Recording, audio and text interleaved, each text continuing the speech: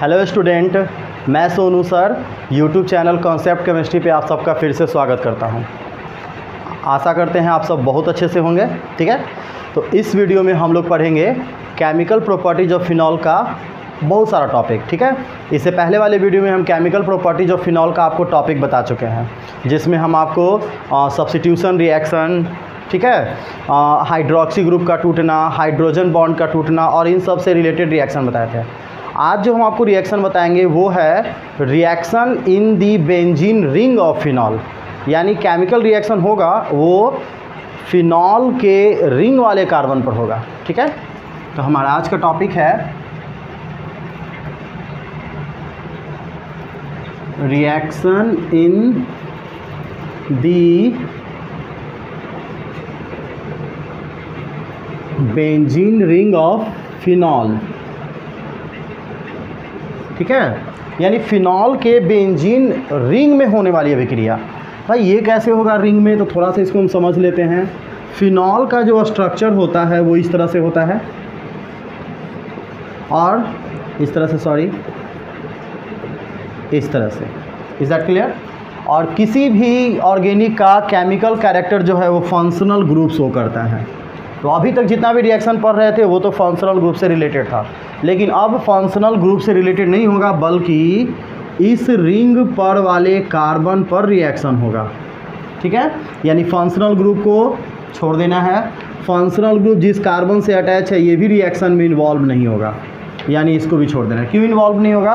क्योंकि इसका valency tetra होता है। ऑलरेडी 3 बॉन्ड रिंग में अटैच है। यहाँ पर ऐसे अगर इसको हम हटा दें तो यहाँ पर डबल बॉन्ड ऐसे होता है। ठीक है, तो ऑलरेडी देखो तो 1 2 3 एंड 4, तो इसका टेट्रा वैलेंसी कंप्लीट है। जब तक फंक्शनल ग्रुप रिमूव होगा नहीं ये रिएक्शन करेगा नहीं। रिंग को ब्रेक करना इतना आसान होता नहीं है। ठीक है, तो ये वाला कार्बन रिएक्शन में इन्वॉल्व नहीं होगा, ये फंक्शनल ग्रुप रिएक्शन में इन्वॉल्व नहीं होगा। रिंग की बात कर लेते हैं तो बच गया 1 2 3 4 एंड 5, इन सब पर रिएक्शन होगा। ठीक है, तो इन सब पर रिएक्शन करने के लिए पहले हम जान लेते हैं कि इसके पोजीशन को क्या कहते हैं, ताकि कोई फंक्शनल ग्रुप अगर अटैच हो तो हम अच्छे से बता सके कि कहाँ पर एग्जैक्ट वो अटैच हुआ है। ठीक है, तो ये देखो फंक्शनल ग्रुप जिस कार्बन से अटैच होता है जस्ट उसके बाद वाले कार्बन को बोलते हैं ऑर्थो। ठीक है, ऑर्थो जिसको O से डिनोट करते हैं। इसके बाद वाले कार्बन को बोलते हैं मेटा, जिसको क्या से डिनोट करते हैं? M से डिनोट करते हैं। और इस कार्बन को बोलते हैं पैरा, जिसको क्या से डिनोट करते हैं? P से डिनोट करते हैं। अगर आप इधर काउंटिंग करो तो ये ऑर्थो, ये मेटा और खैर ये तो पैरा है। यानी reaction in the benzene ring में इन्हीं 5 पोजीशन में से किसी एक पोजीशन पर फंक्शनल ग्रुप अटैक करेगा और जो प्रोडक्ट बनाएगा हम उसके बारे में पढ़ेंगे।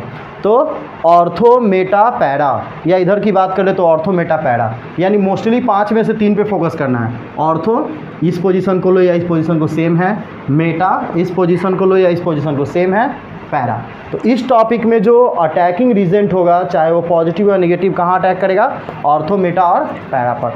तो हम लोग को ये देखना है कि कौन सा फंक्शनल ग्रुप किस पोजीशन पर अटैक करेगा। ठीक है, तो थोड़ा सा और आपको याद दिला दें कि इस वाले फंक्शनल ग्रुप को बोलते हैं न्यूक्लियोफाइल, मतलब ये निगेटिव ग्रुप है, नाभिक रागी इसको हिंदी में बोलते हैं।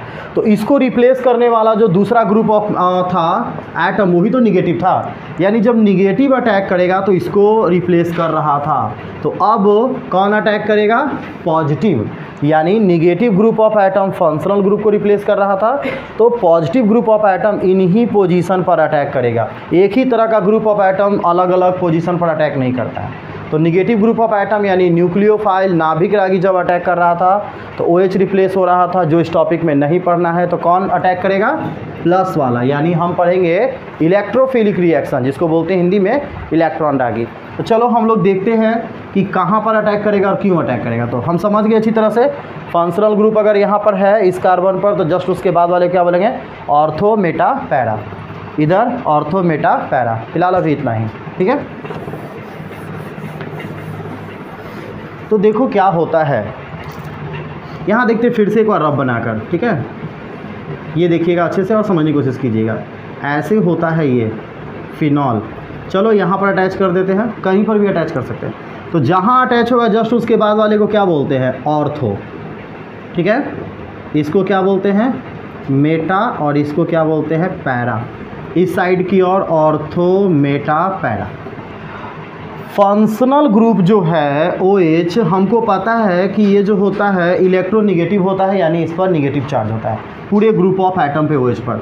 तो निगेटिव के साथ अटैच होने वाला कार्बन पर कौन सा चार्ज होगा पॉजिटिव, फिर इस पर कौन सा होगा negative positive negative positive negative. यानी अगर कोई पॉजिटिव ग्रुप ऑफ एटम जिसको इलेक्ट्रोफिलिक बोलते हैं अटैक करेगा तो किस पोजीशन पर अटैक करेगा, वेरी सिंपल, प्लस है तो माइनस पर अटैक करेगा। यानी ये ऑर्थो पर अटैक कर सकता है, पैरा पर अटैक कर सकता है, पर ये कभी भी मेटा पर अटैक नहीं करेगा। क्यों नहीं करेगा, क्योंकि मेटा के पास पॉजिटिव चार्ज है, पॉजिटिव पॉजिटिव के बीच में क्या होता है रिपल्सन होता है, पॉजिटिव निगेटिव के बीच में क्या होगा अट्रैक्शन होगा।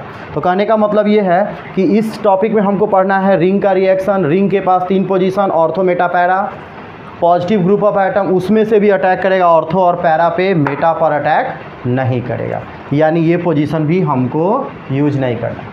तो इसको हम लोग जो निगेटिव पॉजिटिव रिप्रेजेंट किए हैं इसको इस तरह से रिप्रेजेंट नहीं करेंगे, इसको रिप्रेजेंट करेंगे ये पाई इलेक्ट्रॉन के मूवमेंट से। ठीक है, तो एक हम डायग्राम बनाते हैं और उसको ध्यान से आप देखिएगा।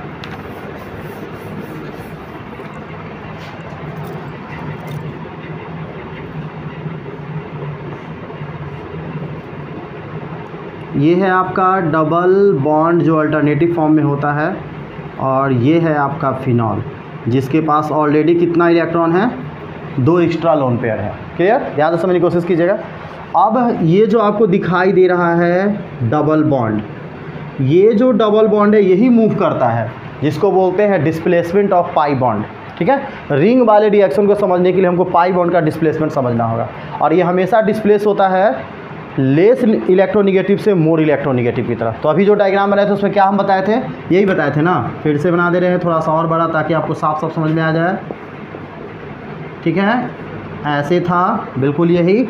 ये वाला ग्रुप है निगेटिव, तो ये कार्बन पॉजिटिव, ये निगेटिव, ये पॉजिटिव, ये निगेटिव, ये पॉजिटिव और ये निगेटिव पॉजिटिव। इस तरह से निगेटिव पॉजिटिव कंबाइन होता है। तो अगर ये इलेक्ट्रॉन डिस्प्लेस होगा तो किधर डिस्प्लेस होगा पॉजिटिव से निगेटिव की ओर। तो देखो, तो ये पॉजिटिव ये निगेटिव, तो ये ऐसे डिस्प्लेस होगा। इसको बोलते हैं डिस्प्लेसमेंट ऑफ पाई इलेक्ट्रॉन। अब ध्यान देना, तो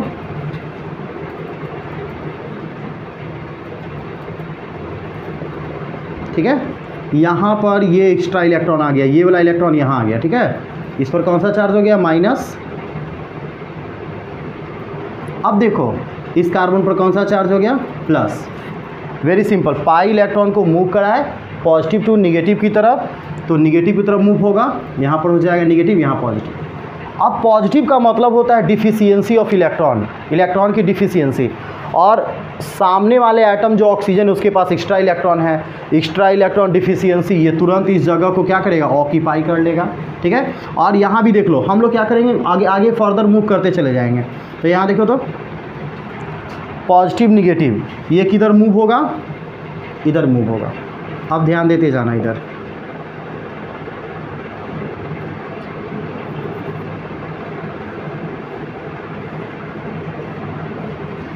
यहाँ पर आ गया माइनस चार्ज।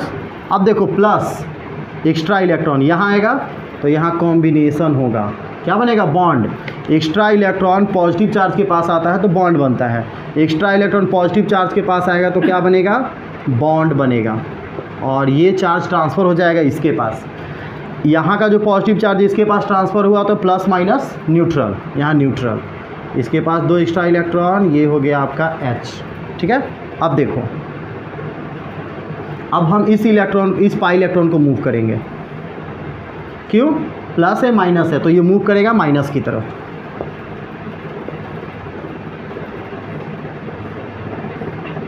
ठीक है, ये देखो यहाँ पर extra electron minus charge,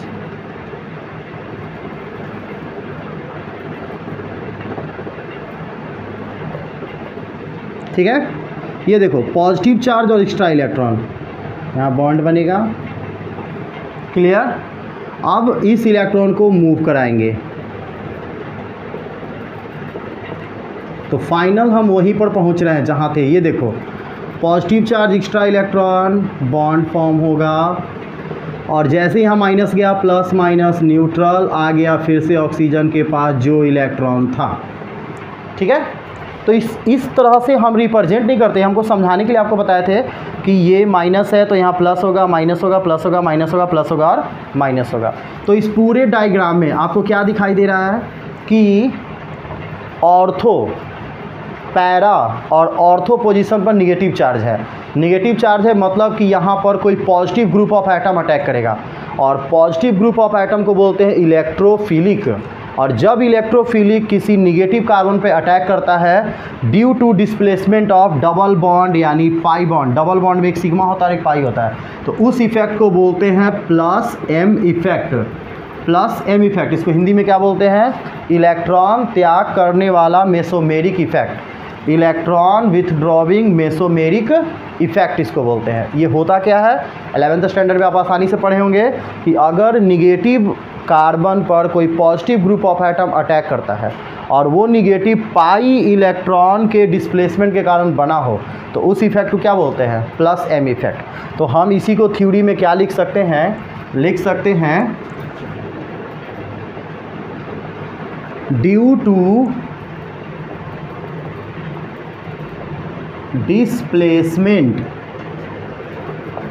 of pi electrons pair, pi electrons pair यहाँ पर 3 है, phenol so plus M effect on the where ortho and para position on the ring, so electrophilic group, ठीक है, यहाँ लिख रहे हैं of atoms attack on the position to form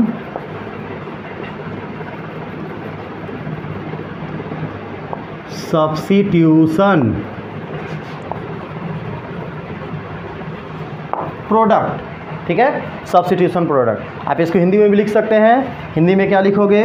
Hindi में लिखोगे, देखो हिंदी में लिख दे रहे, वैसे आपको हम बोल कर ही बता देते हैं कि फिनॉल जो होता है पाई इलेक्ट्रॉन युग्म के डिस्प्लेसमेंट का मतलब होता है प्रतिस्थापन।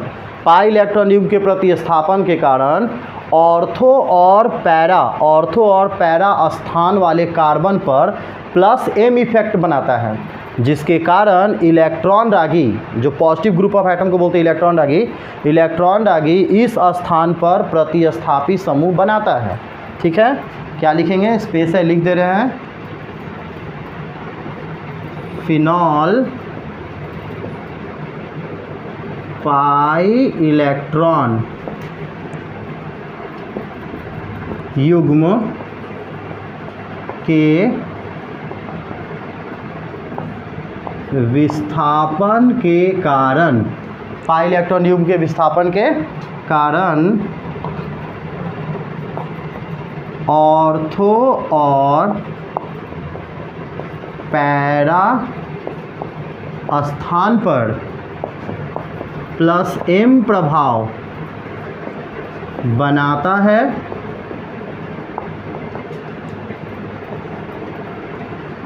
जिसके कारण, ठीक है, जिसके कारण कौन? इलेक्ट्रॉन रागी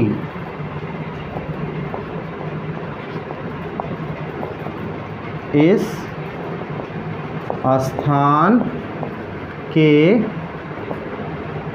कार्बन पर प्रतिस्थापी उत्पाद बनाता है। ठीक है, तो कहने का मतलब है कि अगर पाई इलेक्ट्रॉन मूव कर रहा है जिसके कारण किस स्थान पे निगेटिव चार्ज बन रहा है? ऑर्थो पर, पैरा पर, ऑर्थो पर। तो इलेक्ट्रॉन रागी सिर्फ इसी स्थान पे उत्पाद बनाएगा, बाकी किसी स्थान पे उत्पाद नहीं बनाएगा। इससे बहुत सारा कंपटीशन लेवल पे ऑब्जेक्टिव क्वेश्चन पूछता है कि फिनॉल मेटा पोजीशन पर क्यों भाई उत्पाद नहीं बनाता है। तो मेटा पोजीशन पर प्लस एम इफेक्ट नहीं बनता है। ऑर्थो और पैरा पे क्यों उत्पाद बनाता है, क्योंकि ऑर्थो और पैरा पर प्लस एम इफेक्ट बनता है। ठीक है, प्लस एम इफेक्ट क्या है फिर से बता देते हैं। Positive group of atom pi electron युग्म के विस्थापन के कारण निगेटिव कार्बन पर अगर प्रतिस्थापी उत्पाद बनाता है उसको बोलते हैं प्लस एम इफेक्ट। ठीक है, और इस डायग्राम को बोलते हैं रिजोनेंस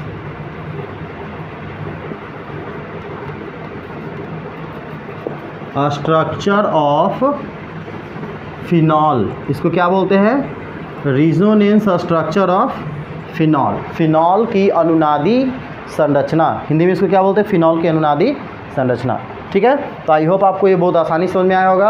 अभी हम लोग इसका प्रोडक्ट बनाएंगे। ठीक है, बहुत सारा प्रोडक्ट इसमें सल्फोनेशन है, लेकिन चाहे वो सल्फोनेशन हो, नाइट्रेशन हो या हाइलोजिनेशन हो, करना क्या है, पॉजिटिव ग्रुप ऑफ एटम को ऑर्थो या पैरा पे आके अटैच कर दें। ठीक है, तो ध्यान दो, फिर से इसको रिवीजन करा दे रहे हैं। 5 पोजीशन है रिंग पे, ऐसे तो 6 होता है। अगर हम इस कार्बन को फोकस करें डायग्राम को, तो इसको छोड़कर 1 2 3 4 5, इन पाँचों में से किस पर अटैक करेगा, ऑर्थो और पैरा पर, मेटा पे नहीं करेगा। अब ऑर्थो और पैरा में से भी बेस्ट कौन होगा, तो आपको बता दें कि ऑर्थो और पैरा में से बेस्ट कौन होगा, पैरा पोजीशन। यानी मेजर चांस है कि पैरा पोजीशन पे प्रोडक्ट बनाएगा और माइनर चांस है कि ऑर्थो पे बनाएगा। अब ये क्यों, तो भाई काफ़ी दूर है। अगर इसको हम न्यूक्लियोफिलिक सेंटर कहें, नाभिक रागी केंद्र, तो यहाँ से काफ़ी दूर है, और न्यूक्लियोफिलिक सेंटर से काफ़ी दूर होने के कारण, न्यूक्लियर डिस्टेंस ज़्यादा होने के कारण यहाँ पर प्रतिस्थापन कंपेयर से आसानी होता है, तुलनात्मक रूप से क्या होता है, आसान होता है। ठीक है, तो 5 में से कहाँ बनाएगा, ortho para 2 position, ortho para में से बेस्ट कौन होगा, पैरा। ठीक है, चलिए तो इसका आप स्क्रीनशॉट ले लीजिए। ठीक है, और हम अभी जस्ट डिस्कशन करेंगे अगले टॉपिक पर। तो student, reaction in the benzene ring of phenol में अभी जो हम डायग्राम बनाए थे उससे क्या क्लियर हो गया था कि कोई भी पॉजिटिव ग्रुप ऑफ एटम जिसको बोलते हैं इलेक्ट्रॉन रागी, वो कहाँ अटैक करेगा, ऑर्थो या पैरा पर। तो उससे रिलेटेड बहुत सारा रिएक्शन है, उसमें से एक फर्स्ट है हाइलोजिनेशन। ठीक है, हाइलोजनीकरण अभिक्रिया। ठीक है, तो हाइलोजिनेशन का मतलब होता है कि ये रिएक्ट करेगा फिनॉल किससे, हाइलोजन एटम से रिएक्ट करेगा। ठीक है, तो कैसे रिएक्शन करेगा, तो हम पहले उसका मैकेनिज़्म बना लेते हैं, और मैकेनिज़्म के बाद हम आसानी से उसको क्या करेंगे, लिख देंगे। तो ये रहा फिनॉल, ठीक है, OH। हाइलोजिनेशन का मतलब होता है रिएक्ट विथ हाइलोजन एटम। यहाँ पर हम हाइलोजन एटम क्या ले लिए, Cl2। आप कोई भी यूज कर सकते थे। हाइलोजिनेशन का मतलब होता है और X ग्रुप, जिसमें आता है फ्लोरीन, क्लोरीन, ब्रोमीन और आयोडीन। मोस्टली हम लोग क्लोरीन और ब्रोमीन यूज़ करते हैं, क्योंकि इन दोनों का रिएक्टिविटी जो है काफ़ी डिफरेंस हो जाता है। ये काफ़ी वीक होता है और ये काफ़ी स्ट्रांग होता है। ठीक है, तो Cl2। यहाँ पर आपको कैटलिस्ट याद रखना है। कैटलिस्ट यहाँ पे कौन होगा, एनहाइड्रस निर्जल AlCl3 या फिर FeCl3। ठीक है, एल्युमिनियम क्लोराइड, जिंक क्लोराइड या आयरन क्लोराइड, तो ये प्रेजेंट होगा। ठीक है, आपको करना क्या, आपको ये ध्यान रखना है कि इसमें कहाँ है इलेक्ट्रोफिलिक। इलेक्ट्रोफिलिक कहाँ है, तो आपको बता दें कि मैकेनिज़्म इसका बहुत आसान है। ठीक है, सेम एटम है क्लोरीन, तो सेम एटम है, तो इसमें एक हो जाएगा क्या, पॉजिटिव, और एक क्या हो जाएगा, निगेटिव। ठीक है, निगेटिव ग्रुप ऑफ एटम को न्यूक्लियोफाइल बोलते हैं, पॉजिटिव ग्रुप ऑफ एटम को इलेक्ट्रोफाइल बोलते हैं। अब हमारे पास कौन है, फिनॉल। ठीक है, ये जो है electrophilic Cl positive, negative use नहीं करना है, क्योंकि नेगेटिव जो है वो इससे रिलेटेड है, जो हम पहले पढ़ चुके प्रीवियस वीडियो में। ये कहाँ अटैक करेगा, ये सीधे अटैक करेगा या तो ऑर्थो पर या तो पैरा पर, और ये क्या बनाएगा, ये बनाएगा यहाँ पर Cl। ठीक है, अब ध्यान दो, कोई भी ग्रुप ऑफ एटम अगर यहाँ अटैच होता है तो यहाँ पर है हाइड्रोजन, वो हाइड्रोजन को रिप्लेस करेगा और क्या बाहर निकल जाएगा, H+। ठीक है, जैसे H प्लस बाहर निकलेगा देखो तो हमारा मेन प्रोडक्ट क्या बनेगा, हमारा मेन प्रोडक्ट बनेगा OH, और यहाँ पर क्या यूज करेंगे हम लोग, Cl, और प्लस बाहर क्या निकल जाएगा, HCl, है ना आसान। तो ये हो गया आपका क्या, इसको बोलेंगे 1, इसको बोलेंगे 2, ये हो जाएगा 2-क्लोरोफिनॉल, ये क्या हो जाएगा 2-क्लोरोफिनॉल। ठीक है, अब हम इसको बहुत आसानी से थ्योरी में लिख सकते हैं। ठीक है, थ्योरी में कैसे लिखेंगे भाई, very simple, in the presence of anhydrous AlCl3 और FeCl3 phenols react with halogen atoms to form electrophilic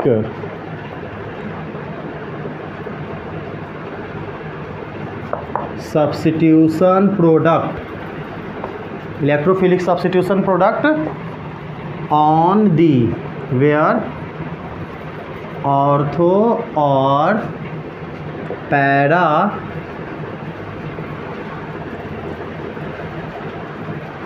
position in the ring.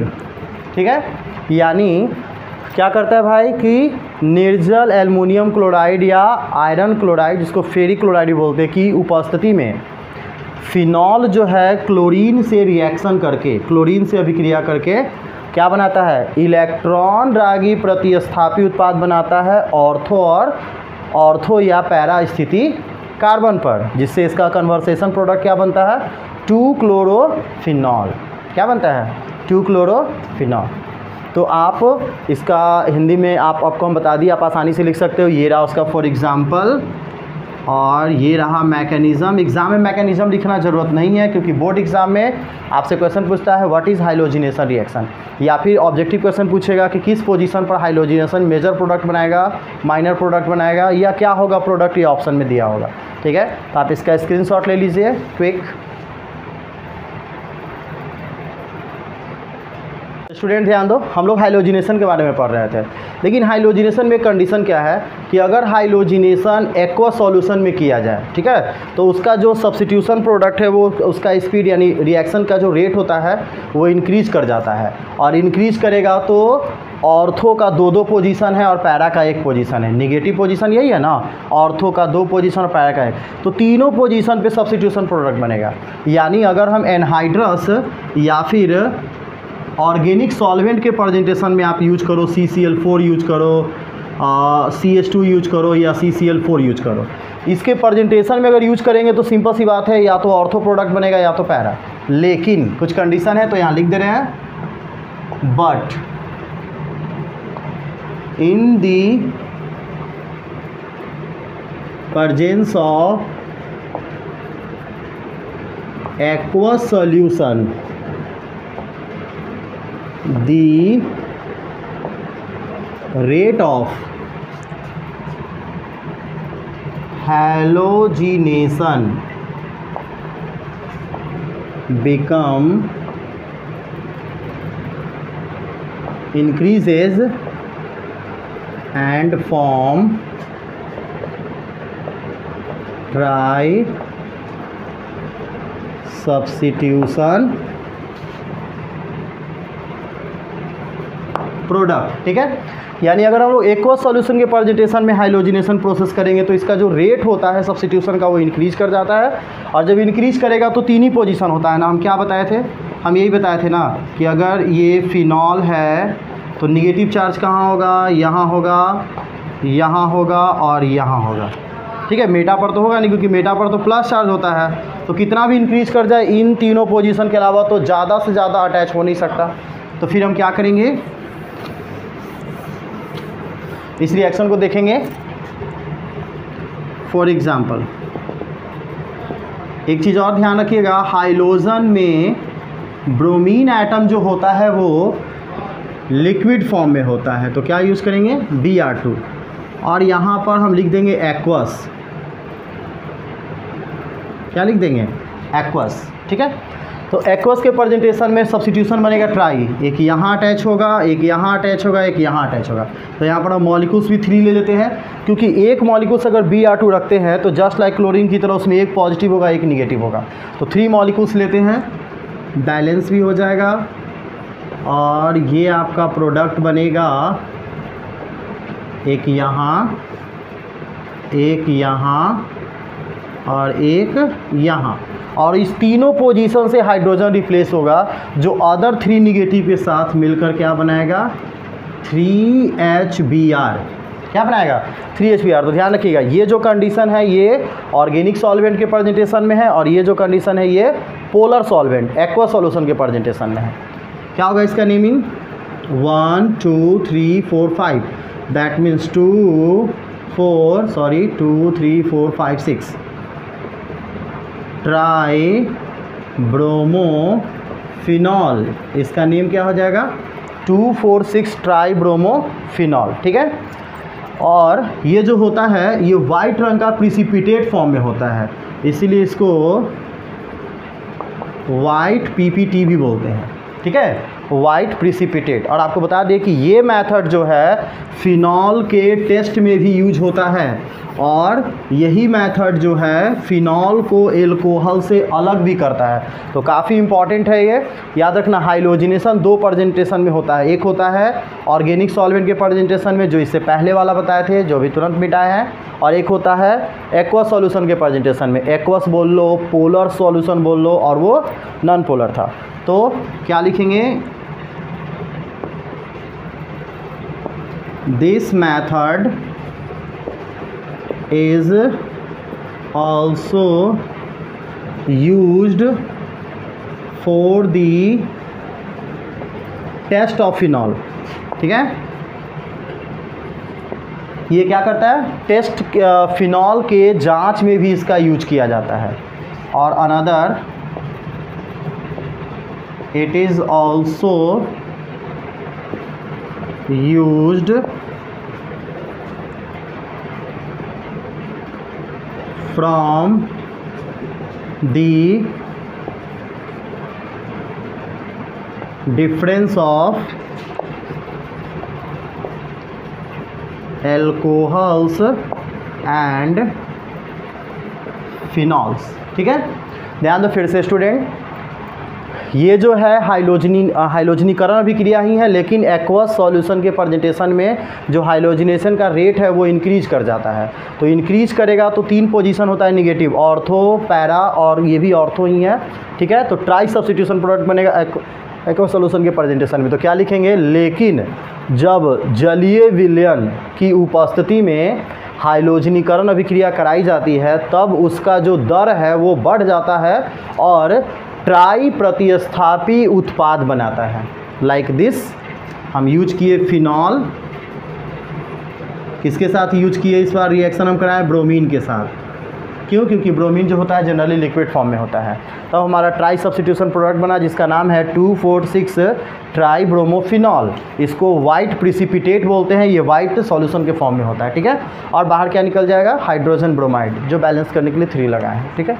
ये जो मेथड है, ये मेथड बहुत इंपॉर्टेंट है। क्यों भाई? क्योंकि ये फिनॉल के टेस्ट में भी यूज होता है, ठीक है। क्या लिखे कि इस मेथड का उपयोग फिनॉल की जांच में भी किया जाता है, और ये मेथड फिनॉल को एल्कोहल से अलग करता है। तो जब हम डिफरेंस लिखते हैं एल्कोहल और फिनॉल में, तब इस मेथड का यूज़ करते हैं कि एल्कोहल जो है वो ब्रोमीन सॉल्यूशन में किसी तरह का उत्पाद नहीं बनाता है, जबकि फिनॉल जो है वो ब्रोमीन सॉल्यूशन में वाइट पीपीटी बनाता है, प्रिसिपिटेट बनाता है, ठीक है। तो ये डिफरेंस में भी काफ़ी यूज़ होने वाला है।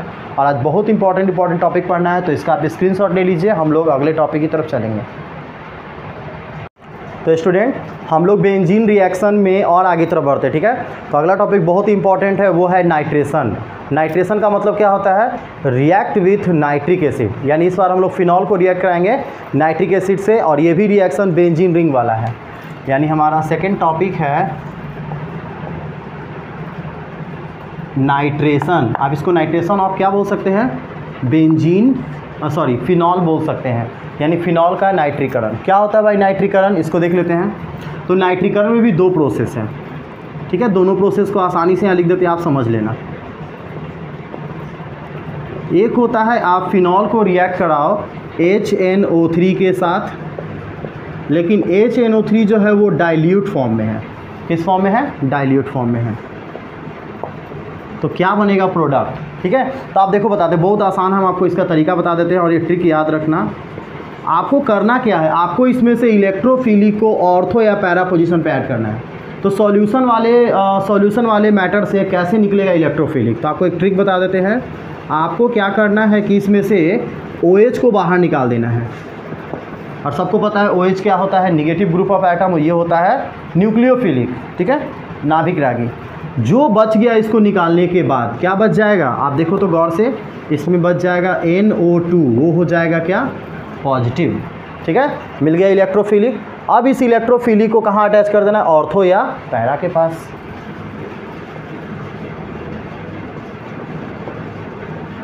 तो ये हो गया OH और ये हो गया NO2, ठीक है। क्या बाहर निकलेगा, वेरी सिंपल, आप इसको यहाँ भी लिख सकते हो या फिर एरो के पास माइनस देकर लिख सकते हो। क्या बाहर निकलेगा, जहाँ भी NO2 अटैच होगा वहाँ से रिप्लेस करेगा हाइड्रोजन को, और हाइड्रोजन इस OH के साथ मिलकर क्या बाहर निकल जाएगा, H2O, है ना आसान, ठीक है। आप इसका मैकेनिज्म भी बना सकते हो। मैकेनिज्म कैसे बनाओगे, बस कुछ नहीं करना है, हमको दिखाना है कि भाई ये जो NO2 है इलेक्ट्रोफिलिक, यही अटैक करेगा कहाँ पर, ऑर्थो के कार्बन के पास, और हमारा प्रोडक्ट बना देगा NO2, और यहाँ से क्या रिप्लेस करेगा, H+ को रिप्लेस करेगा। तो ये जैसे ही अटैक यहाँ किया, H+ और OH मिलकर क्या बनाएगा, H2O। तो ये तो खैर इसका था, ठीक है। इसका नेमिंग क्या हो जाएगा, इसको अगर आप 1 मानो तो ये हो जाएगा 2, तो ये हो जाएगा 2 नाइट्रोफिनॉल। ये क्या हो जाएगा, 2 नाइट्रोफिनॉल, या फिर इसको आप एक और लिख सकते हो, O नाइट्रोफिनॉल। क्या लिख सकते हो, O nitrophenol. O means ortho nitrophenol. अगर हम इस NO2 को यहाँ अटैच कर सकते हैं तो ये हो जाएगा 1 2 3 4 नाइट्रोफिनॉल या P नाइट्रोफिनॉल, ठीक है, ये मैकेनिज्म। लेकिन इसमें भी कंडीशन है। वो कंडीशन क्या है कि अगर हम इसको, ठीक है, अगर हम इसको HNO3 के कंसनट्रेटेड सॉल्यूशन से रिएक्ट कराते हैं, वो भी कंसनट्रेटेड H2SO4 के प्रेजेंटेशन में, ठीक है। थोड़ा सा इसको शॉर्ट कर देते हैं क्योंकि यहाँ पर कुछ लिखना भी है, ठीक है। तब फिर ये क्या होगा, फिर से वही काम होगा, क्या होगा, नाइट्रेशन का जो रेट है वो इंक्रीज कर जाएगा, और जब इंक्रीज कर जाएगा तो फिर ऑर्थो पर भी अटैच होगा, पैरा पर भी अटैच होगा और ऑर्थो पर भी अटैच होगा। तो हमारा ट्राई सब्स्टिट्यूशन प्रोडक्ट बनेगा। क्या बन जाएगा, एक यहाँ NO2, एक यहाँ NO2 और एक यहाँ NO2, ठीक है। अब बताओ, ट्राई सब्स्टिट्यूशन का मतलब 3 NO2, तो यहाँ पर बैलेंस करने के लिए क्या लगा देंगे, 3 लगाएंगे। जब 3 लगाएंगे तो 3 OH भी बाहर आएगा, जस्ट लाइक इसकी तरह, किधर गया, इसकी तरह। तो 3 हाइड्रोजन के साथ मिलेगा तो क्या बनाएगा, यहाँ पर बनाएगा, आप यहाँ लिख सकते हो, क्या लिख सकते हो, 3H2O। याद रखना, प्रोडक्ट को हम एरो के पास माइनस में और रिएक्टेंट को अगर हम स्पेस शॉर्ट करके यहाँ प्लस में लिख सकते हैं, ठीक है। तो अगर हम कंसनट्रेटेड HNO3 के साथ रिएक्ट कराएंगे तो ट्राई सब्स्टिट्यूशन प्रोडक्ट बनेगा। इसका नेमिंग क्या हो जाएगा, इसका नेमिंग जब 1 2 3 यानी हो जाएगा फिर वही 2 4 6 ट्राई नाइट्रोफिनॉल। थोड़ा हौच-पौच हो गया है, आप आसानी समझ सकते हो। इसका नेम क्या हो जाएगा, 2 4 6 ट्राई नाइट्रोफिनॉल, जस्ट लाइक ये, वो तो मिट गया, ठीक है। तो अब इसको थ्योरी में कैसे बनाएंगे, जिस तरह से हम लिखे थे वैसे बनाएंगे। क्या लिखेंगे भाई कि phenol react with dilute solution of nitric acid to form only ortho या पैरा सब्स्टिट्यूशन प्रोडक्ट। नाइट्रेशन क्या लिखेंगे, when phenol react with diluted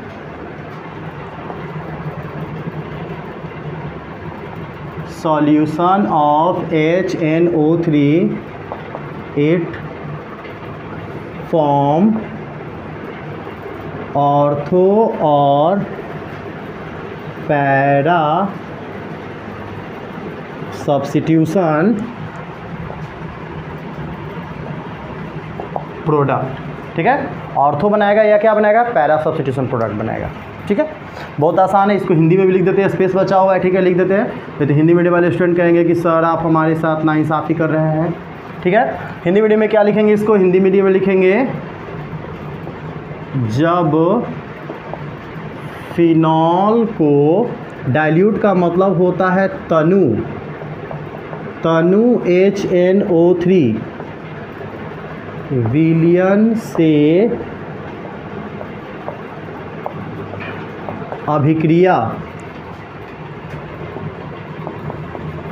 कराते हैं तब क्या बनता है, ऑर्थो या पैरा स्थान पर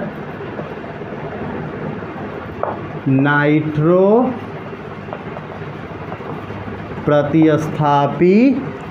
ठीक है, हौच पौच ना हो जाए, यहाँ लिख दे रहे हैं, उत्पाद बनता है, नाइट्रो प्रतिस्थापी उत्पाद बनता है ना, आसान। ठीक है, लेकिन जब हम HNO3 का कंसंट्रेटेड सांद्र सॉल्यूशन यूज करते हैं। अच्छा, सांद्र और तनु में अंतर क्या है, इसको थोड़ा समझ लेते हैं। ठीक है, किसी सॉल्यूशन में जब हम वाटर मिक्स करते हैं तो जनरली वो हो जाता है जलीय विलयन, लेकिन वाटर का अमाउंट ज़्यादा हो तब वो कहलाता है डाइल्यूटेड तनु, और वाटर का अमाउंट कम हो, सब्सटेंस का अमाउंट ज़्यादा हो, तब वो कहलाता है कंसंट्रेटेड। इसका बेटर एग्जांपल हम लोग समझ सकते हैं, एक चीनी और पानी का बनता है शरबत। ठीक है, उसमें पानी ज़्यादा होता है, चीनी कम होता है, that is called diluted solution. और एक चीनी और पानी का बनता है चाशनी। ठीक है, तो चाशनी में क्या होता है, पानी कम होता है, चीनी ज़्यादा होता है, उसको हम लोग क्या बोलते हैं, कंसंट्रेटेड सॉल्यूशन। ठीक है, तो बहुत आसानी समझ सकते हैं कंसंट्रेटेड और डाइल्यूटेड। तो यहाँ पर क्या लिखेंगे, सेकेंड कंडीशन को थोड़ा अच्छे से लिखेंगे, बट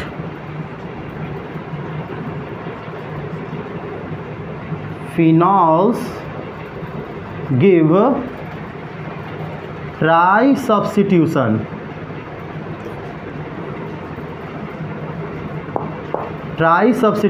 प्रोडक्ट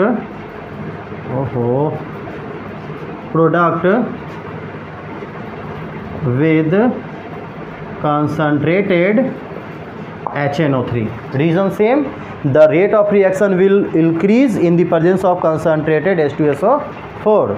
ठीक है, तो आप क्या लिखोगे, लेकिन फिनॉल जो है ट्राई प्रतिस्थापी उत्पाद बनाता है सांद्र नाइट्रिक अम्ल के साथ। तो ये रहा आपका सेकंड एग्जाम्पल का रिएक्शन। थोड़ा हौच-पौच हो गया है, लेकिन आप लोगों को साफ से दिखाई दे रहा होगा। आप इसको बारीकी से समझकर और इसका नोट्स बना लोगे। ठीक है, आप इसका स्क्रीनशॉट ले लीजिए क्विक जल्दी से। सो स्टूडेंट, अब हम लोग पढ़ेंगे बहुत इंपॉर्टेंट रिएक्शन, राइमर-टाइमन रिएक्शन। ये रिएक्शन बहुत इंपॉर्टेंट है, बहुत सारे एग्जामिनेशन में पूछा हुआ है और लॉन्ग आंसर क्वेश्चन पूछा हुआ है। लेकिन एक बात ये भी याद रखना है कि इसमें बहुत सारे रिएक्शन हैं और हम आपको उस रिएक्शन को ट्रिक में बताएंगे बिल्कुल शॉर्ट में। लेकिन याद रखिएगा, अब तक जितना रिएक्शन पढ़ रहे थे वो सब का सब इस रिएक्शन में क्या होगा, अप्लाई होगा। तो राइमर टाइमर रिएक्शंस में होता क्या है, इसको देख लेते हैं थोड़ा सा और समझ लेते हैं। पहले हम लोग एग्जाम्पल की तरफ ही चलते हैं, क्योंकि थ्योरी तो उसके अकॉर्डिंग हम लोग बना ही लेते हैं। ठीक है, तो राइमर टाइमर रिएक्शन में होता क्या है, ठीक है, छोटा छोटा बना रहे हैं, ध्यान दीजिएगा, आप लोग बहुत आसानी से इसको समझ सकते हैं। फिनॉल जो है वो रिएक्ट करता है NaOH सॉल्यूशन के साथ। ठीक है, अब देखो NaOH के साथ रिएक्ट करेगा। हम क्या बोले थे कि अगर रिएक्शन में कोई प्लस है रिएक्टेंट तो उसको हम एरो पर प्लस देकर लिख सकते हैं। ठीक है, अब देखो ये क्या करेगा, ये रिएक्शन आप पहले पढ़ चुके हैं। ये क्या करेगा, NaH को रिप्लेस करेगा, तो आपका बन जाएगा, क्या बन जाएगा, ONA, और बाहर क्या निकल जाएगा, H और OH क्या बाहर निकल जाएगा, H2O। फिर इसको हम लोग रिएक्शन कराएंगे क्लोरोफॉर्म से, जिसका फॉर्मूला क्या होता है CHCl3।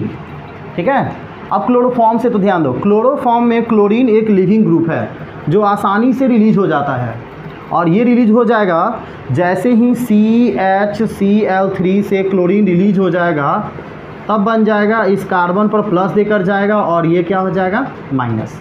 तो ये क्या करेगा, पॉजिटिव ग्रुप ऑफ एटम है। हम क्या बताए थे कि पॉजिटिव ग्रुप ऑफ एटम या तो ऑर्थो पर अटैक करेगा या तो कहाँ, पैरा पर। चलो ऑर्थो पर लेके चलते हैं। तो ये आपका बन जाएगा ONA और यहाँ हो जाएगा CHCl2। ठीक है, और बाहर क्या निकल जाएगा, जहाँ भी अटैच होगा वहाँ से हाइड्रोजन रिप्लेस करेगा, हाइड्रोजन और ये क्लोरीन क्या निकल जाएगा HCl। ठीक है, अब यहाँ देखो, फिर इसको हम लोग रिएक्ट कराएंगे NaOH सॉल्यूशन से तब तक जब तक क्लोरीन रिमूव नहीं हो जाता है। ठीक है, क्योंकि देखो NaOH सॉल्यूशन पहले से भी प्रेजेंट है, हम दोनों को एक साथ भी लिख सकते थे। ठीक है, लेकिन हम आपको स्टेप बाय स्टेप बता रहे हैं।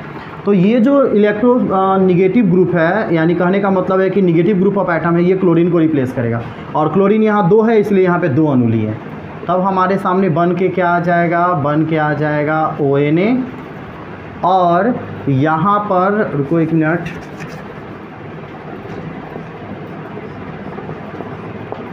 ONA और यहाँ बन जाएगा CHOH का होल ट्वाइस। क्या बन जाएगा, इसको थोड़ा अच्छे से लिख दे रहे हैं, आपको आसान होगा, CHOH का होल ट्वाइस। ठीक है, अब देखो CHOH का होल ट्वाइस बन गया।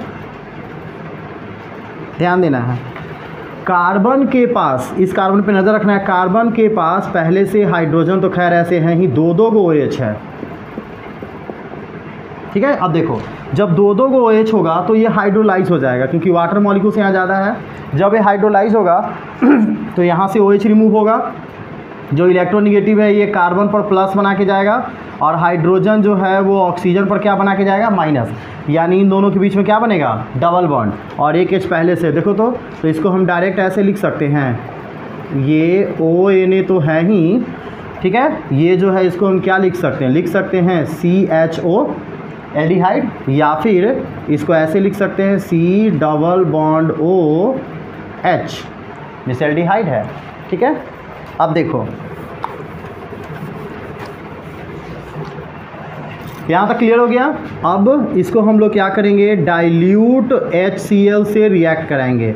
क्यों डाइल्यूट HCl से, क्योंकि इसमें का जो H है वो आसानी से किसको रिप्लेस कर देगा, Na को रिप्लेस कर देगा, या फिर हम कह सकते हैं क्लोरीन चूँकि नॉन मेटल है Na को अटैक कर लेगा, तो क्या बच जाएगा यहाँ OH, इसको लिख सकते हैं CHO, और बाहर क्या हमारा निकल गया NaCl, इसको हम प्लस लिखेंगे, कहीं भी ऊपर नीचे लिख सकते हैं, यानी प्रोडक्ट को हम यहाँ पर क्या लिखें NaCl। कहने का मतलब ये है कि जब डाइल्यूट HCl से हम रिएक्ट कराएं तो इसमें का जो क्लोरीन है वो सोडियम को अट्रैक्ट कर लेगा, तो H जो है O के साथ अटैच हो गया, OH ये बन गया।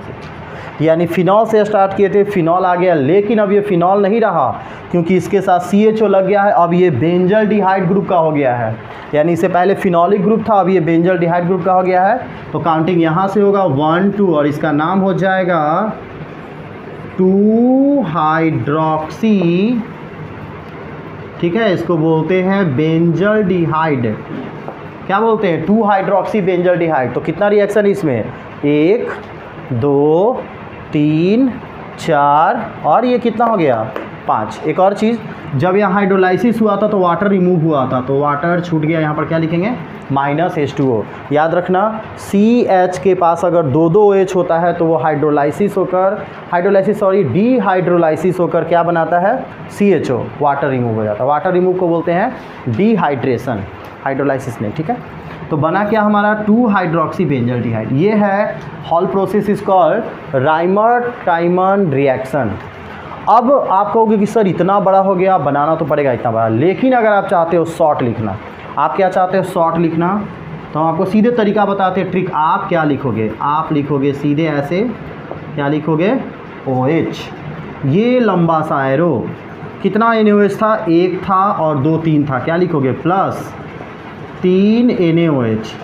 ठीक है, और प्लस CHCl3, क्या लिखोगे CHCl3, और सीधे आप यहाँ पर ये बना दोगे, क्योंकि डाइल्यूट HCl इसमें जो है सिर्फ Na को रिमूव करता है, ये ज़्यादा इंपॉर्टेंट नहीं है। तो इम्पॉर्टेंट रिएक्टेंट को आप लिख कर आप सीधे इतना लिख दोगे CHO, आपको मार्क्स मिल जाएगा, क्योंकि NCERT में इतना ही है, ठीक है। आप ऐसे भी लिख दोगे और करके तो आपको मार्क्स मिल जाएगा, लेकिन ये तब जब समथिंग बेटर देन नथिंग हमको एग्ज़ाम में बनाने नहीं आ रहा है और ये आ गया, तब हम ये फॉर्मूला यूज करेंगे, ठीक है। इतना लिख दोगे मार्क्स आपको मिल जाएगा, लेकिन कोशिश कीजिए कि हम पूरा का पूरा लिख दें। और बहुत आसान, ये कुछ है नहीं, फिर से बता देते हैं इसको। NaOH से रिएक्ट किया, ये रिएक्शन पहले भी बता चुके आप मेरे प्रीवियस वीडियो में देखना, सिर्फ NaOH के साथ रिएक्शन हुआ था तो बना था ONA, इसको कहते हैं सोडियम फिनेट। OH और H मिलकर क्या बाहर निकल जाएगा, H2O। इसके बाद जैसे ही इसको CaCl3 से रिएक्शन कराया तो यहाँ पर क्लोरीन एक लिविंग ग्रुप है जो हटने के बाद कार्बन पर प्लस चार्ज बनाएगा, तो CHCl2 ऑर्थो पर अटैच कर दिए, एक क्लोरीन हट गया, वही क्लोरीन इस ऑर्थो के हाइड्रोजन के साथ मिलकर क्या बनाएगा, HCl। उसके बाद ये NaOH से रिएक्ट करेगा, रिएक्ट तक करेगा क्यों, क्योंकि NaOH पहले से है, मॉलिक्यूल्स हमें यहाँ बढ़ाया है 2, क्योंकि दोनों के दोनों क्लोरीन को रिमूव कराना है। तो ये हो जाएगा, सब आपको सेम छोड़ देना है, ONA CHOH का हॉल ट्वाइस, और जब हॉल ट्वाइस होगा तो यहाँ से वाटर रिमूव होगा और ये सीधे कन्वर्ट हो जाएगा एल्डिहाइड में। वाटर रिमूव कर दिए, ठीक है। और एल्डिहाइड में से जब हम डाइल्यूट HCl से रिएक्ट कराएंगे तो ये Na यहाँ से हटेगा, क्योंकि ये स्टेबल है नहीं, जब तक सोडियम होगा ये स्टेबल नहीं होगा। सोडियम को हटा देगा कौन, क्लोरीन, ये क्लोरीन हटाएगा तो NaCl बाहर निकल गया, H यहाँ पर आ गया, बन गया ये, इसको बोलते हैं 2-हाइड्रोक्सीबेंजल्डिहाइड, ये सेलिसल्डिहाइड के नाम से भी फेमस है, ठीक है। This process is called Reimer Tiemann reaction, ठीक है। अब इसको थ्योरी में कैसे बनाएंगे भाई, थ्योरी बनाएंगे बहुत आसान है। When phenols are treated with what, chloroform, ठीक है, and alkali solution of NaOH, it give, direct product के पास लिखेंगे, क्या लिखते हैं, ये क्या बनाता है, 2-हाइड्रोक्सी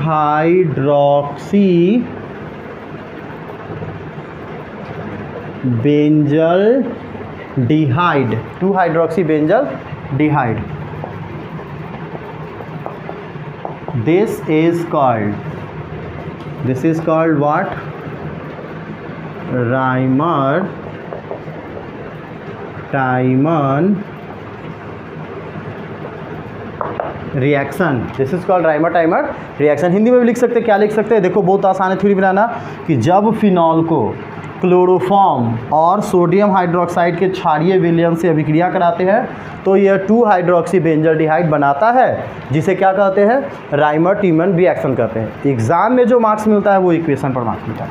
तो स्टूडेंट आप इसका स्क्रीनशॉट ले लीजिए, ठीक है। आपके पास लॉन्ग टर्म भी है, अगर आपको रिएक्शन से डर लगता है तो शॉर्ट टर्म भी है, ठीक है। क्विक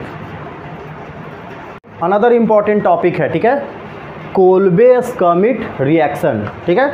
अभी थोड़ा देर पहले पढ़े थे आप, राइमर टाइमर रिएक्शन बहुत इंपॉर्टेंट है, वो एग्जामिनेशन में पूछता है और आप क्वेश्चन बैंक उठा के देख सकते हो, बहुत बार पूछा हुआ क्वेश्चन है, चाहे वो बिहार बोर्ड हो, CBSE बोर्ड हो या ICSE बोर्ड हो, ठीक है। उसी तरह का एक इंपॉर्टेंट है कोल्बे-स्कमिट रिएक्शन, ठीक है। ये भी रिएक्शन बहुत सेम है, बिल्कुल लॉन्ग टर्म का रिएक्शन है, हम इसको आसानी से समझेंगे और थ्योरी उसका बनाएंगे। आपको हम इसका लॉन्ग टर्म और शॉर्ट टर्म दोनों बताएंगे, ठीक है। तो पहले इसको समझते हैं रिएक्शन से। क्या है कोल्बे-स्कमिट रिएक्शन? इस रिएक्शन में हम लोग क्या करते हैं, फिनॉल और NaOH सॉल्यूशन से CO2 गैस पास कराते हैं।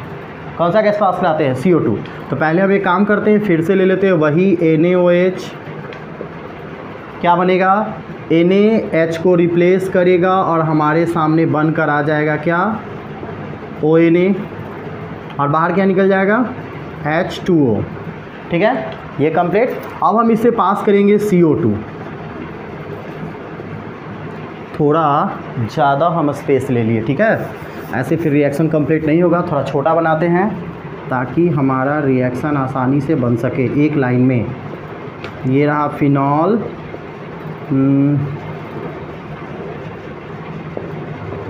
NaOH, ठीक है, क्या बना था, ONA, और बाहर क्या रिमूव हो जाएगा, H2O, है ना आसान। अब हम इससे पास कराएंगे कौन सा गैस, CO2 गैस, यानी CO2 गैस पास कराएंगे। ओहो, सोडियम फिनेट से, सीधी सी बात है, CO2 गैस किससे पास हम कराएंगे, सोडियम फिनेट से, या फिर solution of NaOH and phenol से, क्योंकि सॉल्यूशन ऑफ NaOH और फिनॉल क्या बनाएगा, सोडियम फिनेट। अब सोडियम फिनेट से पास कराएंगे तो ध्यान दो, ये CO2 गैस है, यहाँ पर टेम्परेचर होगा अबाउट 400 केल्विन और प्रेशर होगा 427 ATM, ये इंपॉर्टेंट है। तो प्रेशर के कारण जो है यहाँ पर एक प्रोडक्ट बनेगा, अनस्टेबल प्रोडक्ट, ठीक है। क्या बनेगा, ये जो CO2 मॉलिक्यूल्स है ये O और Na के बीच में अरेंज हो जाएगा और आपका बन जाएगा COONA। याद रखना, प्रेशर हटाओगे फिर से ये कन्वर्ट हो जाएगा ONA और CO2 रिलीज हो जाएगा, ये भी याद रखना, ठीक है। उसके बाद एक होता है रीअरेंजमेंट रिएक्शन। रीअरेंजमेंट रिएक्शन क्या होता है कि मॉलिक्यूल्स जो होता है अनस्टेबल मॉलिक्यूल्स ऑटोमेटिकली स्टेबल जगह पर क्या हो जाता है, अरेंज हो जाता है। तो क्या होगा, ये COONA एक इलेक्ट्रोफिलिक ग्रुप है, ये क्या होगा, इस पोजीशन पर अटैच हो जाएगा। बार बार हमारे पास स्पेस कम हो जाता है, ठीक है। ये हो गया O और यहाँ पर क्या हो जाएगा, COONA, और यहाँ से क्या रिप्लेस करेगा, ये हाइड्रोजन। जैसे ही COONA हटेगा यहाँ पर निगेटिव चार्ज होगा जो H को आसानी से क्या करेगा, अट्रैक्ट करेगा, और हमारा बच जाएगा OH COONA, ठीक है। ये इंपॉर्टेंट है। उसके बाद हम क्या करेंगे, इसका एसिडिफिकेशन करेंगे। एसिडिफिकेशन मीन्स होता है रिएक्ट विथ डाइल्यूट HCl, ठीक है। एसिडिफिकेशन करेंगे, फिर से ये क्या करेगा, क्लोरीन Na को कैच कर लेगा और क्या यहाँ बन जाएगा, COOH, और ये NaCl के साथ क्या बाहर निकल जाएगा, NaCl। तो हम लोग पहुँच गए वहीं, फिनॉल से स्टार्ट किए थे, फिनॉलिक ग्रुप है, लेकिन फिनॉलिक ग्रुप के साथ साथ क्या लगा हुआ है, कार्बोक्सिलिक एसिड। तो अब ये बेंजोइक ग्रुप का हो गया, ये फिनॉलिक ग्रुप का नहीं रहा।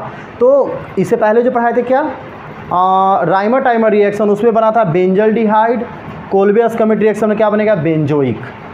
काउंटिंग यहाँ से होगा 1 2, इसका नाम हो जाएगा 2 हाइड्रॉक्सी, क्या लिख सकते हैं इसको, benzoic acid, 2 hydroxy benzoic acid, जिसको क्या बोलते हैं, सैलिसाइलिक बोलते हैं, एसिड बोलते हैं, ठीक है। उसको सैलिसैल्डिहाइड बोलते हैं और इसको क्या बोलते हैं, सैलिसाइलिक एसिड। तो ये था कोल्बे-स्कमिट रिएक्शन, ठीक है। रिएक्शन बहुत आसान है, फिर से हम समझा दे रहे हैं। ये क्या करेगा, NaOH सॉल्यूशन से एक प्रोडक्ट बनाएगा, सोडियम फिनेट। सोडियम फिनेट से आपको पास क्या करना है, CO2। CO2 एक गैस मॉलिक्यूल्स है जो 400 केल्विन टेम्परेचर और 427 ATM के कारण अरेंज हो जाएगा इस मॉलिक्यूल्स के पास, OCOONA। ये काफ़ी अनस्टेबल फॉर्म में है, जो स्टेबल फॉर्म होकर कहाँ पर आ जाएगा, ऑर्थो के पास। इस रिएक्शन को बोलते हैं रीअरेंजमेंट रिएक्शन।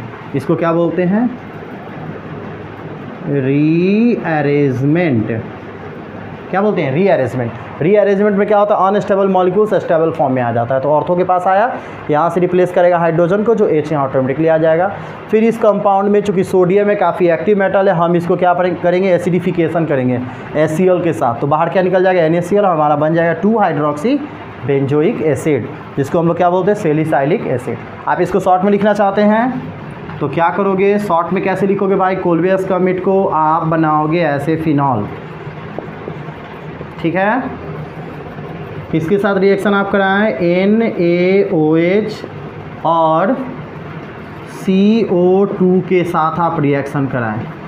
तो आपका प्रोडक्ट क्या बन गया, प्रोडक्ट सीधे बनेगा OH और ये हो गया COOH, ठीक है। आप ऐसे लिख दोगे, आपको बिल्कुल मार्क्स मिल जाएगा। और ज़्यादा आपको करना है तो यहाँ पर लिख दोगे डाइल्यूट HCl, एसिडिफिकेशन इसको बोलते हैं। इसको कौन सा रिएक्शन बोलते हैं, एसिडिफिकेशन। तो ये आप शॉर्ट टर्म में भी लिख सकते हैं, लेकिन कोशिश करना है कि हम फुल एक्सप्लेनेशन के साथ लेके। आई होप आपको ये समझ में आ गया होगा। अब थ्योरी बनाना आसान है। तो क्या होता है कोल्बे-स्कमिट रिएक्शन में, in this process CO2 gas is passed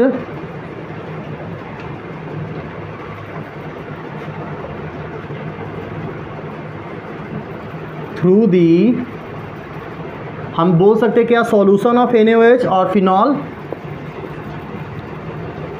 या through the sodium phenate, through the sodium phenate, क्योंकि सॉल्यूशन ऑफ NaOH और फिनॉल क्या बनाता है, sodium phenate, at 400 Kelvin and 4 to 7 atm pressure, it form what, 2-hydroxy, it form 2-hydroxy benzoic acid, 2-hydroxy benzoic acid known as salicylic acid. ठीक है, this process is called Kolbe Schmitt reaction. तो है ना आसान, Hindi medium देख लीजिए, इसको बहुत आसानी से लिखेंगे, जैसे रिएक्शन लिखे वैसे थ्योरी बनाएंगे कि जब मतलब इस प्रक्रिया में, लैंग्वेज आप अलग अलग ही बना सकते हैं, इस प्रक्रिया में फिनॉल और सोडियम हाइड्रोक्साइड सॉल्यूशन से कार्बन डाइऑक्साइड गैस 400 केल्विन तापमान और 4 से 7 एटीएम वायुमंडलीय दाब पर प्रवाहित करते हैं, तो यह क्या बनाता है, फाइनल प्रोडक्ट की तरफ आएंगे, 2-हाइड्रोक्सी बेंजोइक अम्ल बनाता है, जिसे सैलिसाइलिक एसिड भी कहते हैं। That's it. ठीक है, तो ये हो गया लॉन्ग टर्म का रिएक्शन और ये हो गया उसका शॉर्ट रिप्रेजेंटेशन। आप दोनों भी यूज कर सकते हैं रिएक्शन में। कोशिश करना है कि ये यूज करें, अगर आप भूल गए या किसी तरह से रिएक्शन में प्रॉब्लम होता है, आप इतना से भी काम चला सकते हैं। ठीक है, तो आप इसका स्क्रीनशॉट ले लीजिए क्विक, जल्दी से, बहुत सारा रिएक्शन हम लोग का वेट कर रहा है। स्टूडेंट, नेक्स्ट टॉपिक, और ये भी बिल्कुल इंपॉर्टेंट है, वो है गैटरमान रिएक्शन। ठीक है, इससे भी बहुत सारा क्वेश्चन पूछा हुआ है। तो क्या होता है गैटरमान रिएक्शन? कुछ चीज़ों को ध्यान दो, आपको याद करना होगा कि कौन कौन से कंपोनेंट्स है जो रिएक्शन करता है। जैसे फिर से रिवीजन करा देते हैं, राइमर-टाइमर रिएक्शन में क्लोरोफॉर्म यूज होता है, कोल्बे-स्कमिट रिएक्शन में कार्बन डाइऑक्साइड यूज होता है। ठीक उसी तरह से गैटरमान रिएक्शन में आपका यूज होता है mixture of HCl and hydrogen cyanide. ठीक है, तो पहले हम लोग रिएक्शन बनाते हैं और रिएक्शन बनाने की रिएक्शन समझने की कोशिश करते हैं। ठीक है, तो हम लोग किसके साथ रिएक्ट करा रहे हैं, ये देखो, फिनॉल। ठीक है, किसके साथ रिएक्ट हो रहा है भाई? तो ये रिएक्ट हो रहा है HCl और HCl, HCl और HCl, यानी mixture of hydrogen chloride and hydrogen cyanide. ठीक है, अब थोड़ा इसको समझने की कोशिश करते हैं। ये देखो, पहले ये क्या होगा कि ये दोनों जो है HCl और हम बात कर लेते हैं HCl में, तो इसमें कार्बन नाइट्रोजन के बीच में ट्रिपल बॉन्ड होता है। ट्रिपल बॉन्ड होगा तो देखो, तो ये ट्रिपल बॉन्ड अगर टूटता है तो नाइट्रोजन मोर इलेक्ट्रोनिगेटिव है और कार्बन क्या है, पॉजिटिव हो जाएगा। तो ये टूट गया, इस पर निगेटिव चार्ज, इस पर पॉजिटिव चार्ज। ये क्लोरीन जो है क्या है, निगेटिव है, निगेटिव पॉजिटिव के पास अटैच होगा, यानी हमारा एक प्रोडक्ट बन के रेडी हो जाएगा, क्या, Cl, ध्यान दीजिएगा। और ये जो हाइड्रोजन इस N के पास अटैच हो जाएगा, NH, ये बनेगा इन दोनों के मिक्सचर से।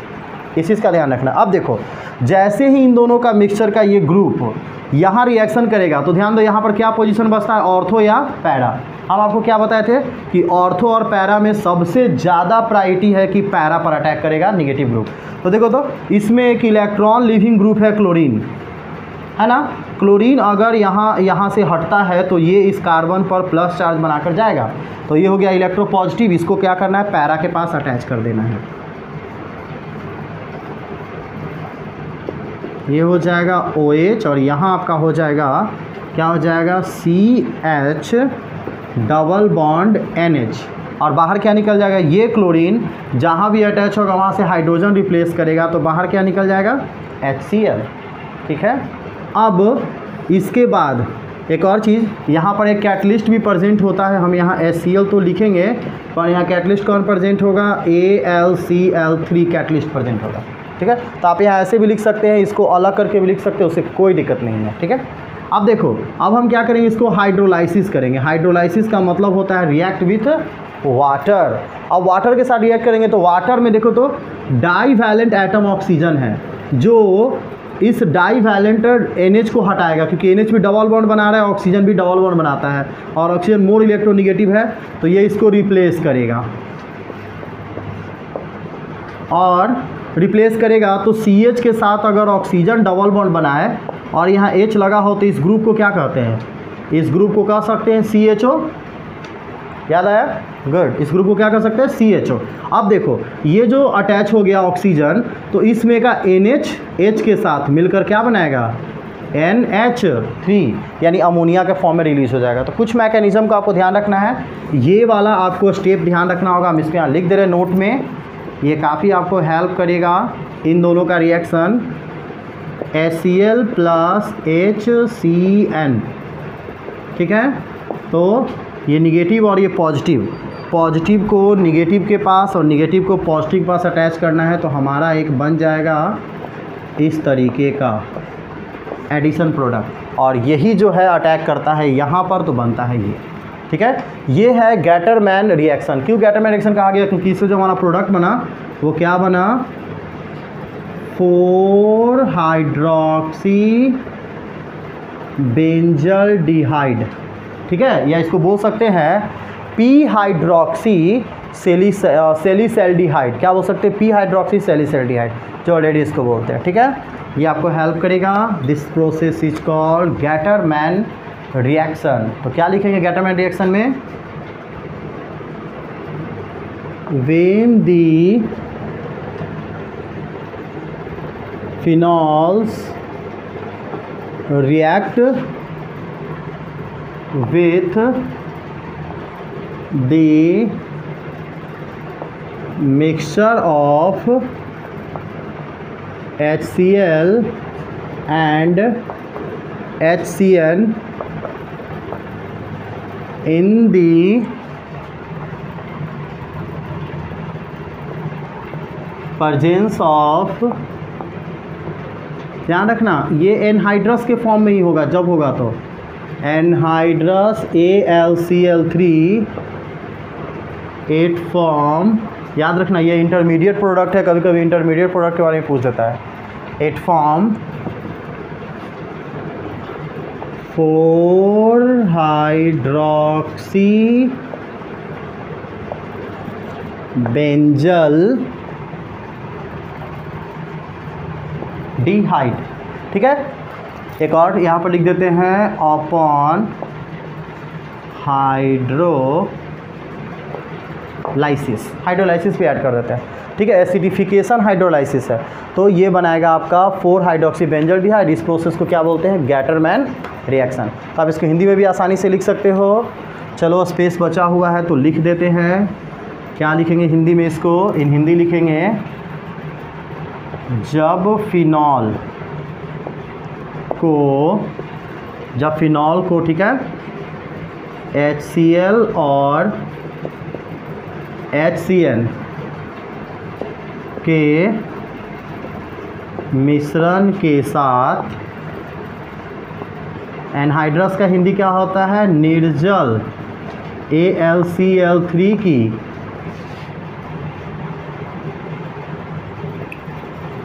उपस्थिति में गर्म करते हैं, तब यह क्या बनाता है, 4 हाइड्रोक्सी बेंजल्डिहाइड बनाता है। इसे हिंदी में इसको बोलते हैं गॉटर मान्य अभिक्रिया कहते हैं।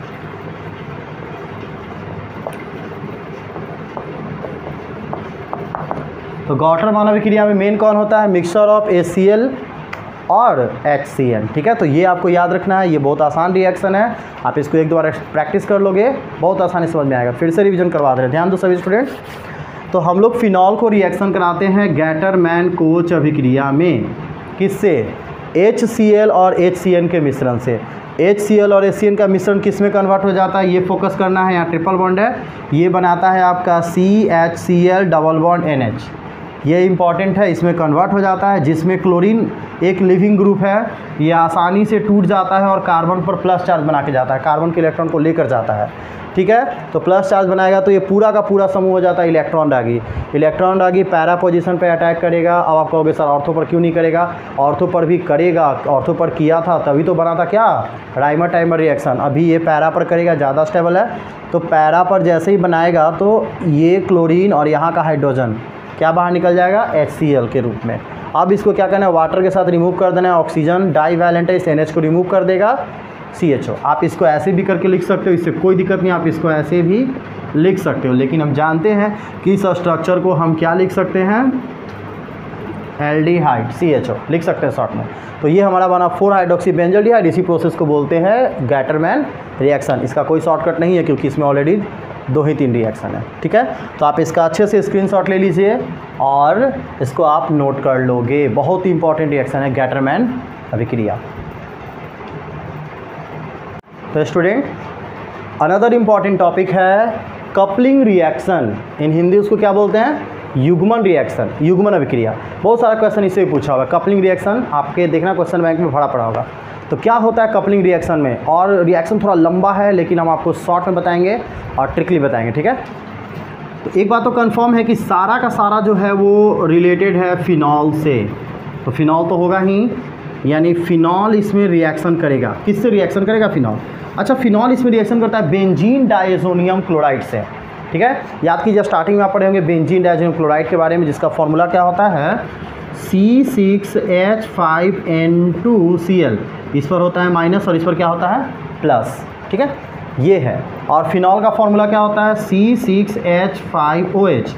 तो थोड़ा मैकेनिज्म समझने के लिए इसको हम लोग हॉरिजेंटल फॉर्म में लिखते हैं। देखो, तो इसको ऐसे लिख सकते हैं, ऐसे N2Cl, यहाँ माइनस और यहाँ प्लस। ये कौन है, ये है आपका बेंजीन डाइजोनियम क्लोराइड। ठीक है, और दूसरी तरफ कौन है, फिनॉल। और फिनॉल का सबसे वीक जो पॉइंट है वो पैरा पोजीशन पर होता है। देखो, तो इसको ऐसे लिख सकते हैं, ये हो गया OH, ये रहा इसका para position, ortho meta para, ortho meta para. ठीक है, थोड़ा लंबा हो गया और इसको छोटा करना चाहिए था। चलो इसको और छोटा कर देते हैं।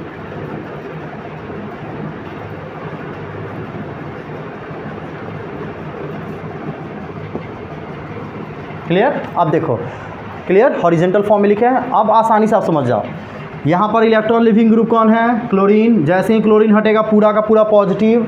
अब पूरा का पूरा पॉजिटिव ग्रुप कहाँ अटैच होगा, पैरा पोजीशन पर। तो यहाँ से क्या हटाएगा, हाइड्रोजन।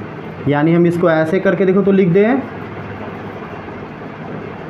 ऐसे N2 के बीच में होता है डबल बॉन्ड N,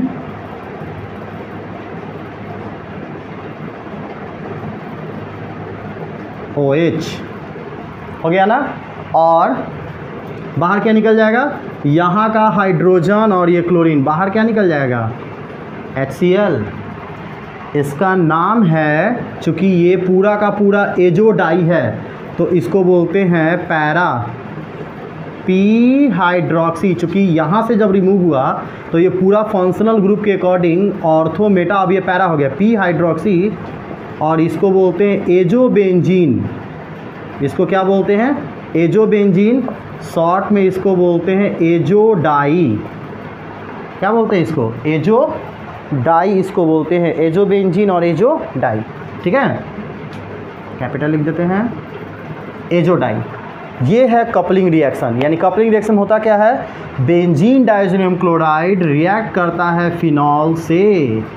फिर से देख लो, इसमें इलेक्ट्रॉन लिविंग ग्रुप है कौन, क्लोरीन। क्लोरीन क्या करेगा, यहाँ से रिमूव होगा तो पूरा का पूरा पॉजिटिव। और पॉजिटिव ग्रुप ऑफ एटम को क्या बोलते हैं, इलेक्ट्रोफाइल, जो कहाँ सुटेबल होगा, पैरा पोजीशन पर, कुछ नहीं करना, जाके पैरा के पास जोड़ देना है। ये लो पैरा के पास जाके जोड़ दिया, आप इसको N2 भी लिख सकते थे, ठीक है, ये बच गया OH। और जहाँ भी जुड़ेगा वहाँ से हाइड्रोजन रिप्लेस होगा, वो हाइड्रोजन, ये क्लोरीन बाहर क्या निकल गया, HCl, इसको बोलते हैं पी हाइड्रोक्सी एजोबेंजीन, जिसको हम लोग क्या बोलते हैं, एजो डाई बोलते हैं। ये था आपका कपलिंग रिएक्शन जो बहुत बार पूछा हुआ है। तो कपलिंग रिएक्शन में क्या होता है, इन this process phenol react with benzene diazonium chloride, also known as benzene diazonium chloride, benzene diazonium salt, ठीक है, react with benzene diazonium chloride to form p hydroxy azobenzene, to form p hydroxy azobenzene. This is called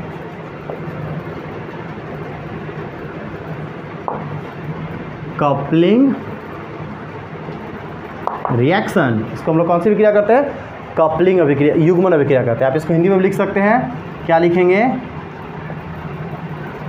इस प्रक्रिया में क्या होता है भाई, phenol और benzene diazonium, benzene diazonium chloride अभिक्रिया कर क्या बनाता है, पी हाइड्रोक्सी एजोबेंजीन बनाता है। इसे ही कौन सी अभिक्रिया कहते हैं, युग्मन अभिक्रिया कहते हैं, ठीक है। इसको कौन सी अभिक्रिया करते हैं, युग्मन अभिक्रिया। तो है ना आसान। एक और चीज़ आपको बता दें कि इस प्रोसेस का भी यूज फिनॉल के टेस्ट में किया जाता है, यानी पॉइंट्स बना के हम ऑल्सो लिख सकते हैं क्या, this is also used for the test of phenols, यानी फिनॉल की जांच में भी इसका उपयोग किया जाता है ना आसान। युग्मन अभिक्रिया, कपलिंग रिएक्शन, ठीक है। तो ध्यान दो स्टूडेंट, अभी तक का जितना भी इंपॉर्टेंट रिएक्शन है वो हम आपको बताएं हैं, और ये सब एग्जामिनेशन से बहुत इंपॉर्टेंट है, चाहे वो राइमर टाइमर हो, चाहे वो कपलिंग रिएक्शन हो, या फिर कोल्बे-स्कमिट रिएक्शन हो, या फिर गॉटरमैन अभिक्रिया हो, बहुत इंपॉर्टेंट है, ठीक है। तो आप इन सब का अच्छा से नोट्स बना लोगे। अभी आप इसका स्क्रीनशॉट ले लो। अभी हम अगले टॉपिक में फिनॉल और एल्कोहल का डिफरेंस अभी जस्ट पढ़ेंगे, ठीक है। ठीक, इसका स्क्रीनशॉट ले लीजिए।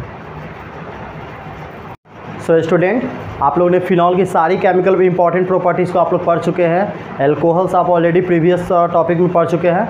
तो अब चैप्टर लगभग कंप्लीट हो चुका है, ठीक है। इंपॉर्टेंट सारे टॉपिक है उसको मैंने बारीकी से डील कर दिया है, ठीक है। कुछ टॉपिक्स जो है छोटा मोटा रह गया होगा, जो आप हमको क्या कर सकते हैं, कमेंट सेक्शन में लिख सकते हैं, हम आपको उसको बिल्कुल बताएंगे। फॉर ऑल ओवर जो है हम आपको सारे के सारे इंपॉर्टेंट टॉपिकों को डील कर चुके हैं। अब जो टॉपिक है वो है एल्कोहल फिनॉल में डिफरेंस, जिससे काफ़ी क्वेश्चन पूछा जाता है। तो आप एल्कोहल्स पढ़े थे, फिनॉल पढ़े थे, और हम हर पॉइंट पे आपको नोटिस किए हैं कि फिनॉल कब एल्कोहल से डिफरेंस है, ठीक है। तो कुछ उसके पॉइंट्स है जो एल्कोहल और फिनॉल को डिफरेंट करेगा, ठीक है। तो ये टॉपिक है difference between alcohol and phenols, alcohol और फिनॉल में अंतर। जब भी हम डिफरेंस लिखते हैं तो दो कॉलम बना लेते हैं, बिल्कुल हमने कॉलम बना लिया है, एक एल्कोहल का और एक फिनॉल का, ठीक है। अब देखो, फिनॉल जो होता है वो आसानी से रिलीज कर देता है H आयन। आप फिनॉल के बारे में पढ़े थे कि फिनॉल क्या करता है, आसानी से अपने H आयन को रिलीज कर देता है, जिसके कारण बनता है ये फिनॉक्सी ग्रुप और H+। इसी हाइड्रोजन आयन रिलीज करने के कारण जो होता है फिनॉल नेचर का एसिडिक होता है, और एसिडिक नेचर जो होता है वो क्या करता है, ब्लू लिटमस को रेड में क्या करता है, चेंज कर देता है। तो एसिडिक नेचर के कारण phenols turn blue litmus into red, पर एल्कोहल ऐसा नहीं करता है, ठीक है। एल्कोहल जो होता है वो OH को रिलीज करता है, तो एल्कोहल एसिडिक नेचर का नहीं होता है। तो alcohol do not have any action with litmus paper, यानी वो लिटमस पत्र के साथ किसी तरह की कोई क्रिया नहीं करता है, क्योंकि ये H रिलीज नहीं करता है, ठीक है। अब देखो, alcohols do not form any dyes, any colourful dyes with benzene diazonium chloride. Just थोड़ा देर पहले वाले वीडियो में हमने क्या बताया था, जस्ट अभी थोड़ा देर पहले, कि बेंजीन डायजोनियम क्लोराइड के साथ जब फिनॉल रिएक्शन करता है तो एजो डाई बनाता है, ऐसा एल्कोहल नहीं करता है, ठीक है। तो जो टॉपिक फिनॉल और एल्कोहल को डिवाइड करता है, एल्कोहल किसी तरह का डाई नहीं बनाता है। Phenol form azo dye with ice cold solution of benzene diazonium chloride, यानी बेंजीन डायजोनियम क्लोराइड के साथ आप देखे थे कि ये पी हाइड्रोक्सी एजो बेंजीन बना रहा था, जिसको हम लोग एजो डाई बोले थे। लेकिन बेंजीन डायजोनियम क्लोराइड जो होता है वो आइस कोल्ड कंडीशन में होता है, इसलिए यहाँ पे लिखा हुआ है। यानी फिनॉल जो होता है वो एजो डाई बनाता है, एल्कोहल एजो डाई नहीं बनाता है। हम वहाँ पे नोटिस किए थे कि ये टॉपिक फिनॉल और एल्कोहल को डिवाइड करेगा, डिफरेंस करेगा, कर दिया डिफरेंस, ठीक है। सेम उसी तरह से एल्कोहल जो है ब्रोमीन सॉल्यूशन के साथ पीपीटी नहीं बनाता है, और याद कीजिए फिनॉल जो है वो ब्रोमीन सॉल्यूशन के साथ एक्वस सॉल्यूशन में ब्रोमीन से रिएक्ट करके वाइट प्रिसिपिटेट बनाता था 2,4,6 ट्राई ब्रोमोफिनॉल। तो फिनॉल बनाता है white PPT with bromine solution, alcohol ऐसा नहीं करता है। यानी एल्कोहल फिनॉल जल में किसी तरह का प्रिसिपिटेट को बोलते हिंदी में अवक्षेप नहीं बनाता है। फिनॉल जो होता है वो सफ़ेद अवक्षेप बनाता है, ठीक है। और एक और चीज़ हम क्या बताए थे कि एल्कोहल जो होता है वो एसिडिक नेचर का नहीं होता है, तो ये किसी तरह के बेस को न्यूट्रलाइज नहीं करेगा। Alcohols do not neutralise the solution of NaOH KOH। NaOH KOH क्या है, बेसिक सॉल्यूशन है, तो ये एसिडिक होता ही नहीं, तो न्यूट्रलाइज कहाँ से करेगा। लेकिन फिनॉल जो होता है वो वीक एसिड होता है, तो ये बेस को न्यूट्रलाइज करेगा। Phenol neutralise the solution of NaOH और KOH। तो ये कुछ टॉपिक्स है जो एल्कोहल और फिनॉल को क्या करता है, डिवाइड करता है। तो डिवाइड में, डिफरेंस में वो पॉइंट्स लिखना बहुत ज़रूरी है जो क्लियर फिनॉल को अलग करता है, एल्कोहल को अलग करता है। तो ये कुछ इंपॉर्टेंट टॉपिक्स है, डिफरेंस काफ़ी पूछता है सब्जेक्टिव में या ऑब्जेक्टिव क्वेश्चन में भी पूछता है। तो आप इसका ऑब्जेक्टिव सब्जेक्टिव जो भी हो अच्छे से पढ़ लो और लिख दो, ठीक है। तो आप इसका स्क्रीनशॉट ले लीजिए, वेट आप इसका स्क्रीनशॉट ले लीजिए, ठीक है, अच्छे से स्क्रीनशॉट ले लीजिए। सो स्टूडेंट, फिनॉल आज कंप्लीट हुआ, ठीक है। फिनॉल में इतना ही, एल्कोहल ऑलरेडी कंप्लीट हो चुका है। तो नेक्स्ट वीडियो में हम लोग ईथर के बारे में डिस्कशन करेंगे। ईथर भी जो है वो एल्कोहल फिनॉल से मिलता जुलता है, तो काफ़ी आपको इसमें का टॉपिक जो है उसको समझने में हेल्प करेगा। तो स्टूडेंट, आप इस वीडियो को अच्छे से देखिए, इसका नोट्स बनाइए और चैनल को सब्सक्राइब जरूर कीजिए, अपने ज़्यादा से ज़्यादा दोस्तों को शेयर कीजिए, ठीक है, ताकि सभी स्टूडेंट को ये वीडियो, सभी स्टूडेंट के पास ये वीडियो पहुंच सके और ये इसको अपने स्टडी में क्या कर सके, हेल्प ले सके, ठीक है। इसको शेयर ज़रूर कीजिए, लाइक कीजिए और कमेंट करके अपना फीडबैक हमको ज़रूर दीजिए, ठीक है। तो thank you, have a nice day.